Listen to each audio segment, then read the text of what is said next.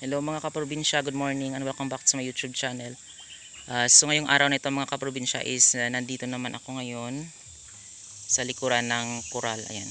So dito is maglilinis ako ito lilinisan ko ito mga kaprobinsya para maganda tingnan at hindi dito magpunta yung mga yung mga ahas kasi nakakatakot naman na yan, na sobrang tawag dito, masukal. So ayan, hanggat doon. So doon sa puno ng saging is nalinisan na, pero dito hindi pa nalinisan. So ayan, hanggat doon yan.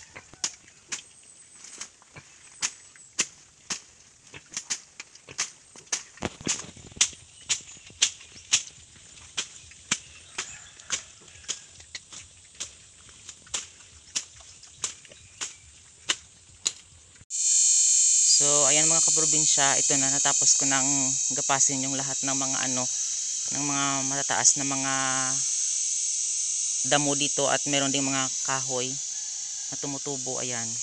So ito na lang yung mga natira, yung mga taro. So yan, yung mga taro na lang mga kaprobinsya is tinanim yan. So ito is mapakinabangan dito yung mga taro na ito, gawing pakain sa mga sa mga alagang baboy. Ayan. So dito naman, so para iwas tayo mga kaprobinsya sa mga ahas, so kailangan talaga pasin ito. Tapos mga kaprobinsya, yung mga gaya nito, mga damo-damo, hindi naman natin ito mapakinabangan kasi hindi naman ito kakainin ng mga alagang baboy natin. So dito kasi nung una nagtanim ako dito ng mga Madre de Agua. So yan, ito lang yung nabuhay.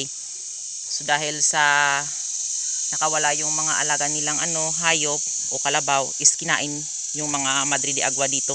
So ito na lang yung natira. Ayan. Ito, ayan. So mga 50 plus yung tinanim ko dito. So ganyan na lang yung natira. Ayan, ito. So ito sa mga 50, 1, 2, 3, 4, 5, 6, 7 na lang yung natira na Madre de Agua na tinanim ko dito. So ito mga kaprobinsya is bago ito. Ayan, bago yan. Ito, bago kong tanim. So ayan.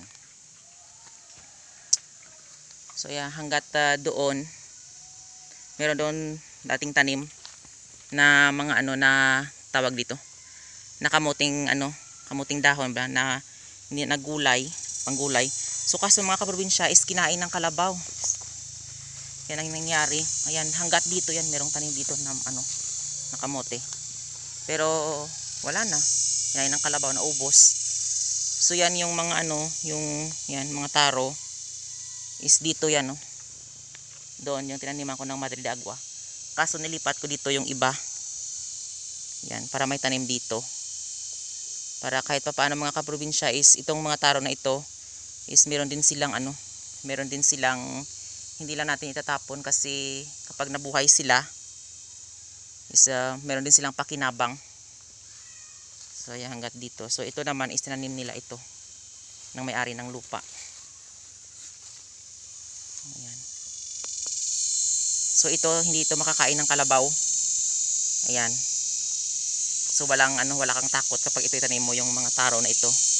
Pero kapag nakawala naman yung mga alaga mong native na baboy, tapos yung taro, kakainin talaga nila ito, yung mga dahon at saka yung mga laman ng taro.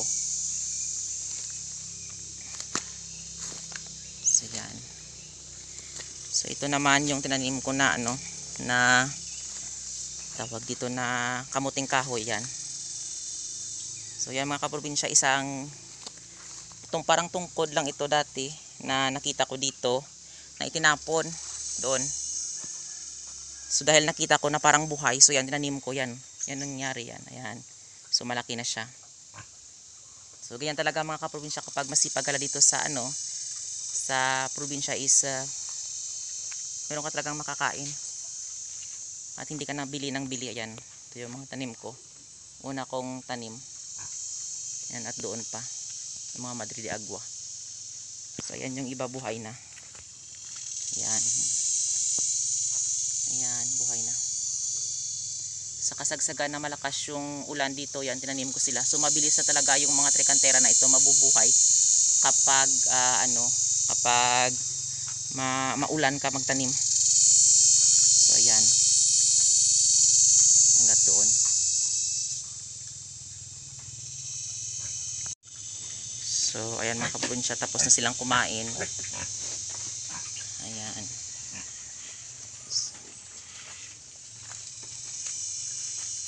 Ito pa, ayan. Tutulog na sila.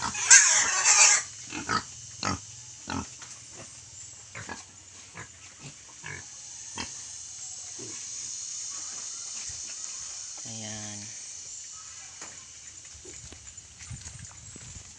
Ayan, doon sa likod yan. So dati kanina parang hindi maganda tingnan kasi yung madami yung yung mga damo. So ngayon malinis na yan, maganda na tingnan doon sa likuran.